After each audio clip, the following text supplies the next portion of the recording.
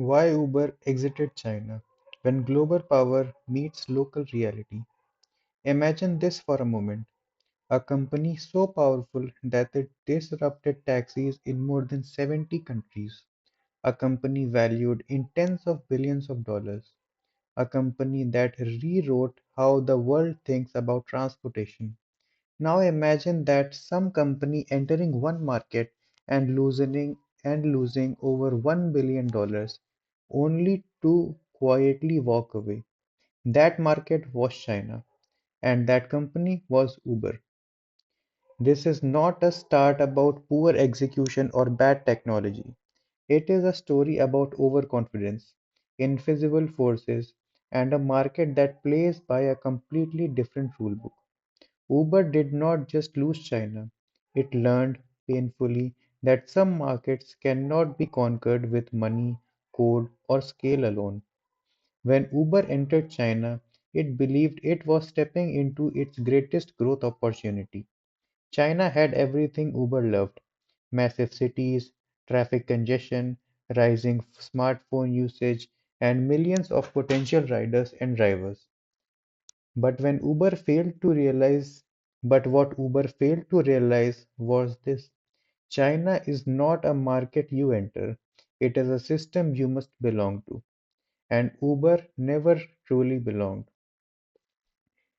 One of the most misunderstood fact about China's tech economy is that it is not an app based, it is an ecosystem based. In the West, people download multiple apps for multiple needs. In China, users live inside digital ecosystems. Messaging, payments, maps, identity, social life, and services are deeply interconnected. Ride hailing is not a standalone product, it is a feature embedded into daily life. Uber entered China as an independent app. Its main competitor, Didi Chuxing, was deeply integrated into Chinese digital platforms, especially WeChat. This meant something critical. Didi did not Didi didn't need to fight for user attention. Uber did. For a Chinese consumer, booking Didi rides felt natural.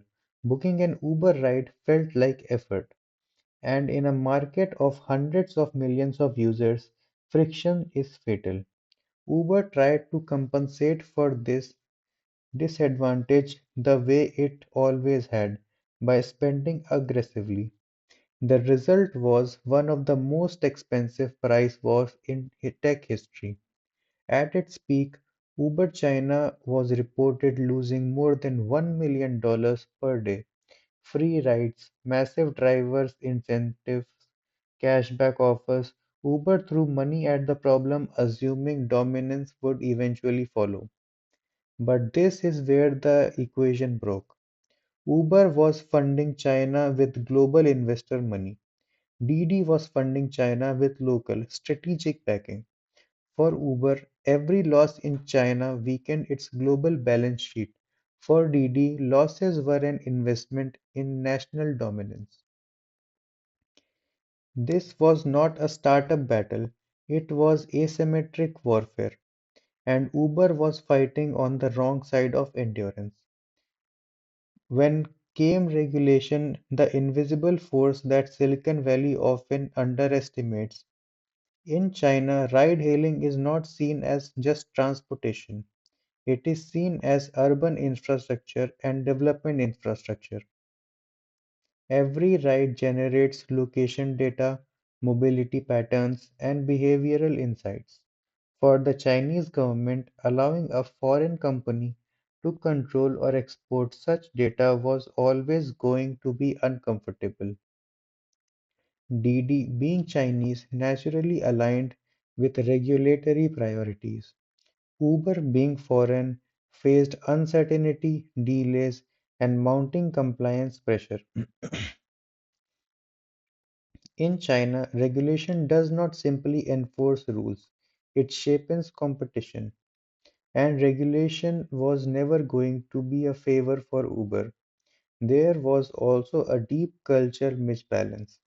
Uber's global identity is built on disruption, breaking systems, challenging authority, moving fast and breaking things. This narrative worked in many Western markets. In China, it backfired. Chinese consumers value reliability, integration, and predictability over rebellion. They prefer platforms that feel stable, familiar, and locally rooted. Didi focused on long-term driver relationships, local incentives, and community trust. Uber treated drivers on scalable inputs into global system. That difference mattered. In platform businesses, the side that wins drivers often makes the market. And in China, drivers trusted Didi more. By the time Uber fully understood the depth of these challenges, the numbers had become impossible to justify. There was no clear path to profitability, no regulatory relief on the horizon, no sign that consumer behavior would shift. Continuing would not have been bold, it would have been reckless. So Uber made a decision that surprised the world. It exited China, selling its operation to Didi in exchange for equity stake. On the surface, it looked like surrender. In reality, it was strategic realism. Uber stopped bleeding cash, preserved global focus, and turned a losing war into a long-term ownership. Ironically, Uber may have lost China, but exiting China may have saved Uber. The lessons from this story are profound. First, the scale is not the same over power. Local ecosystem can overpower global giants. Second, money cannot control cultural fluency. Understanding users beats outspending competitors. Third, regulations is a competitive weapon, just not a legal hurdle. And finally, knowing when to walk away is a form of intelligence, not weakness. Uber didn't fail because it was incompetent. It failed because it assumed the world plays by the same rules everywhere. China proved otherwise, and that is why Uber exited China, not as a story of collapse, but as one of the most important lessons in modern global business. You can be global in ambition, but if you are not local in understanding, you will always remain an outsider.